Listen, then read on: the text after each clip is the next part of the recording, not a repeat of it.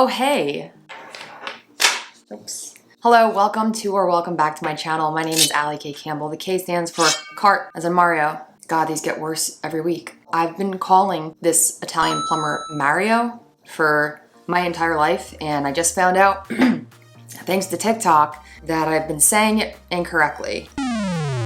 It's fine. What's another trauma to add to my adulthood, right?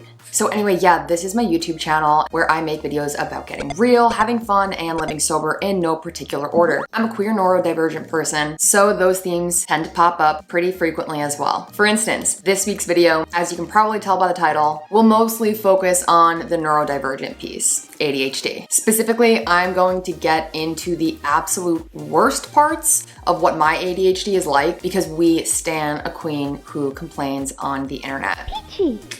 Okay, let's do this.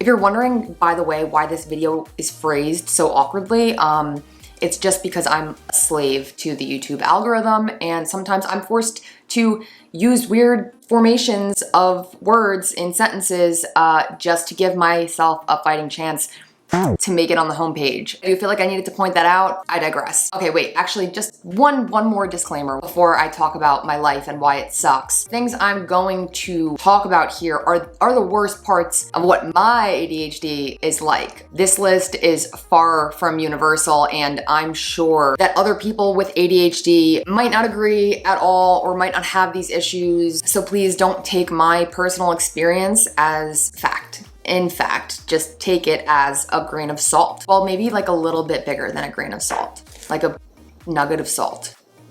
Okay, thank you. Okay, now we can actually start. Here we go. I've made a little list of the worst parts of what it is like to have ADHD, at least in my little old experience. Number one, relationship issues.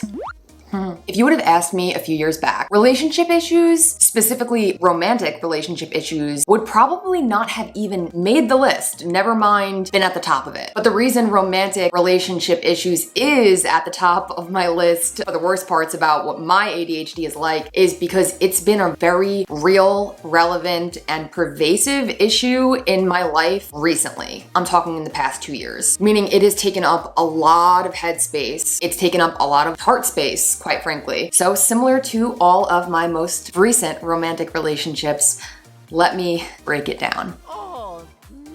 First of all, there are barely any solid resources out there to help people navigate a romantic relationship while having ADHD or navigate a relationship with somebody who has ADHD. Meaning most of the time, the issues that pop up lack a kind of like blueprint to refer back to or to even have a good or go-to way to deal with them. So as a result, they kind of just continue to be pervasive, a lot of the time destroy a relationship from the inside out, sometimes without either partner even knowing that that's what's happening. Ouch. So what I'm saying here is it's not spoken about enough. There are not enough experts in this field who are putting the information out there, which kind of brings me to my next point and further explains why this sucks, because a lot of the most common manifestations of ADHD can very easily appear to romantic partners, especially non-ADHD romantic partners or neurotypical romantic partners, as just super shitty personality traits.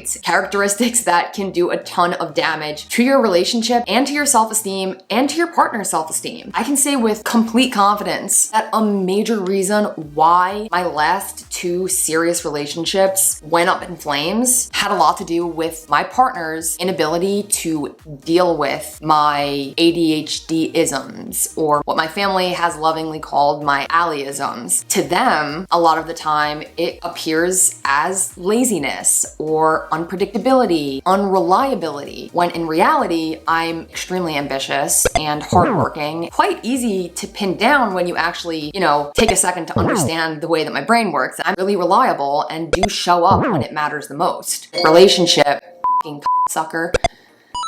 And I think that's probably the case for a lot of people who have ADHD and are trying to navigate romantic relationships, and for people who are maybe dating somebody who has ADHD. When you try to understand, you just have two different ways of thinking and going about things, and you accept that person for exactly how they are, things tend to turn out a lot better versus when you're pretty much just assuming that your partner has all of these super negative traits and qualities that make them a less than ideal person to be with. I was talking to one of my best friends, Abel, yesterday. You guys know Abel. We were talking about the recent romantic relationships that I've been involved in, and he was beside himself as a third party, kind of watching in, reflecting back on it. He says to me, I don't understand why they were surprised about these things about you. Haven't just come to a place of accepting you for who you are, like the rest of us have, meaning my friends and my family. But whatever, right?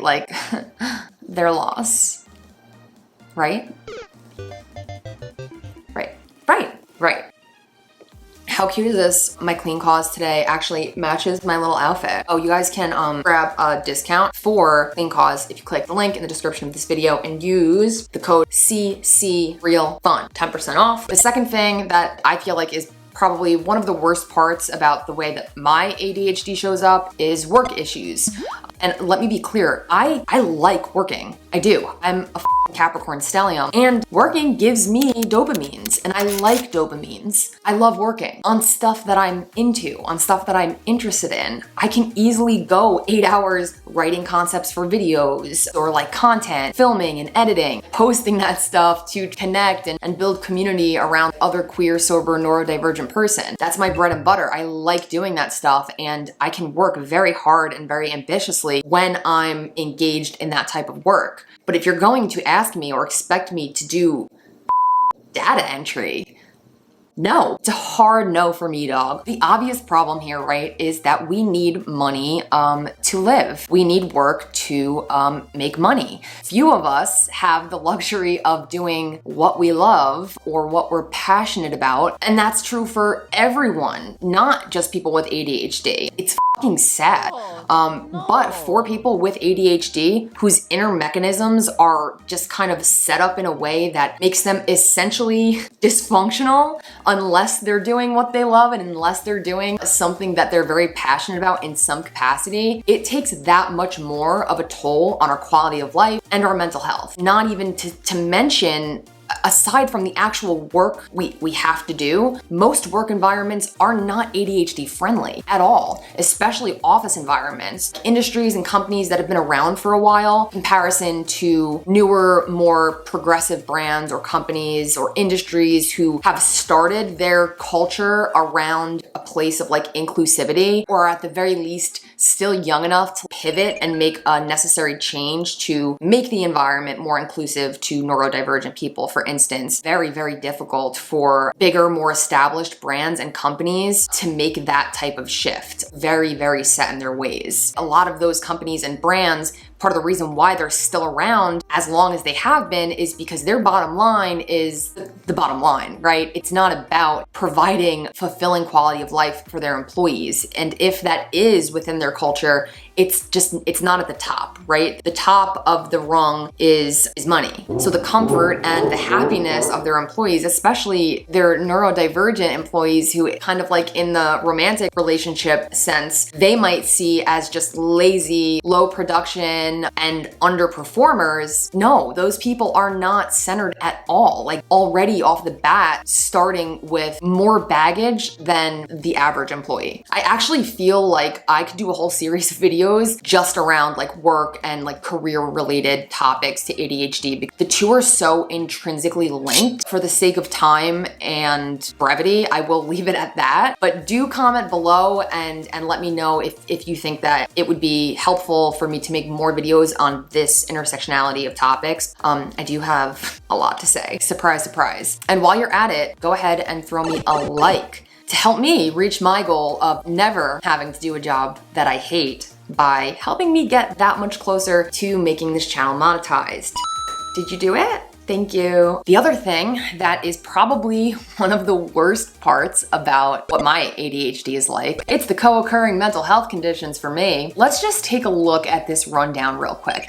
As a child, I was thought to have ADHD, not because of all the shining aspects of the condition. It was because of all of the negative things that were manifesting. It was obvious that this affliction was negatively affecting my ability to thrive as a kid. However, a kindergarten teacher, who I will not name, of mine, brushed it off as me being flighty. Again, I would also really love to make a video on the importance of early intervention, because this seemingly benign kind of throwaway comment from my teacher, who was not at all qualified to say whether or not I was neurodivergent, and probably had that opinion colored by her own belief that it only shows up in, for instance, people who were assigned male at birth and are hyperactive, running around, doing whatever. That very benign comment set off a butterfly effect of me being improperly diagnosed for literally the next 20 years of my life. Fast forward to my teenage years, after spending most of my time in grammar and high school, struggling hard, not only to just like keep up with my academics, just to keep up with everything that was going on. Life was so overwhelming. It's not surprising that I developed pathological anxiety, which began manifesting as severe OCD. Co-occurring conditions number 1 and number 2.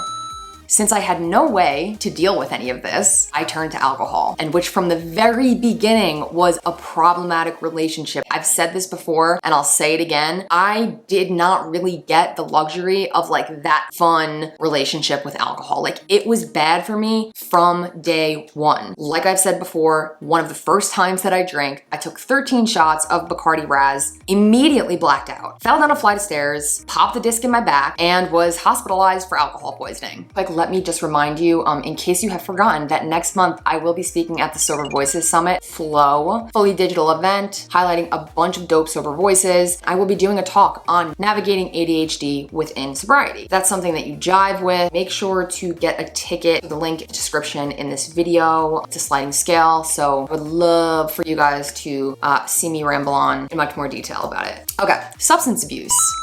Co-occurring condition number 3. Now, in the following decade, all of these things got objectively worse. Meanwhile, the ADHD was not even so much as thought of, never mind treated, despite the fact that all of this are textbook symptoms of untreated ADHD or improperly managed ADHD. Years went on, I kept drinking, kept failing out of schools. I failed and got kicked out of 3 colleges, kept getting into bad relationships, and boom, before you know it, my impulsivity, my highs and my lows landed me a bipolar 2 diagnosis, co-occurring condition number 4. And like most Pokemon, this quickly evolved into its stronger, much more difficult to defeat evolved version, borderline personality disorder, co-occurring condition number 5. Guys, do you realize how many years of my life have been spent getting treated and medicated and going to therapy for the wrong thing? And if I think too much about it, I actually get kind of sad. It makes me start thinking about what my life might have been had I been properly diagnosed years earlier. This is not a therapy session, so let me reel it in. The point that I'm really trying to make here is that ADHD is so often, first of all, shrugged off, especially in people who were assigned female at birth or mistaken for something else or untreated for so long that it kind of mutates into something else entirely or several something else's entirely, which makes the co-occurring mental health conditions a very strong reality. Not just for me, for a lot of people with ADHD. We're already fighting an uphill battle. This does not make it any easier for us to just get by. Again, during my conversation with Abel yesterday, I was saying to him, like, I really don't think I had a fighting chance to be like truly happy and have a decent quality of life until I was properly diagnosed and had my ADHD treated. Proper diagnosis, you know, the one that could have been dealt with in literally the first 5 years, the formative years of my life, didn't actually get confirmed until 3 years ago. Mind blowing. Mind blowing.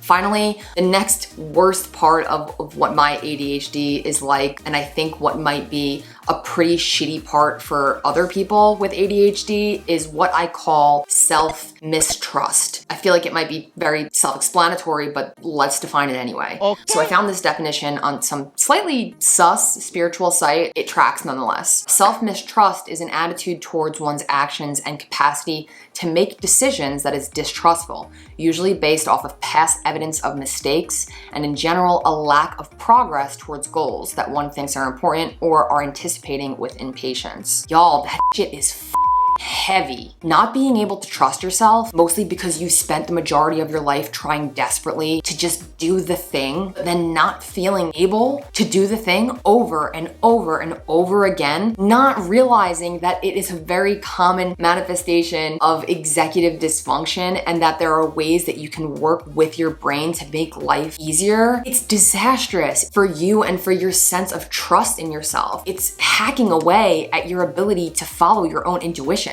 Not to mention, like, a lot of ADHD people feel strongly driven by their whims. They are characteristically impulsive, a lot of the time making questionable decisions. Why do you think I was in so many bad relationships? That consideration of the sometimes severe consequences don't really come into play. That is also a surefire way to lose trust in yourself. How can I trust somebody who is constantly betraying me, even if that person is myself? We all know what it feels like for someone to break our trust, whether it was a romantic partner or a teacher or a parent or whoever. It doesn't matter. The result is usually devastating. It takes a lot of healing to get through. Now imagine what it is like to be biologically built to act and think in a way that perpetually betrays your own trust in yourself. It's like breaking your own heart over and over and over again. God, this was a very light episode. Oh God, happy to be here, happy to be sober, happy to be neurodivergent. I did plan on putting the positives into this video, but it would have been super f***ing long. Don't want you guys to think that there's only negatives about ADHD. That's not true. And like I said, there are ways to work with your brain instead of against it. So I think I'm gonna end it here. Video, not my life. I want y'all to know that, like, with proper treatment, with proper understanding, with people around you who are supportive and compassionate, accept you for who you are, you can monopolize on the positive aspects of being somebody with ADHD. It's not easy, but it's possible. Thank you guys so much for watching and listening to me complain. I hope it wasn't too negative. And if you'd like to get more content about ADHD, sobriety, queerness, and the like, go ahead and subscribe to my channel and hit the bell so you get notifications whenever I upload new content. It's been real, it's been fun. It's been a little sad. Let's just put that out there. It's been something, right? I'll see you guys next time. Bye.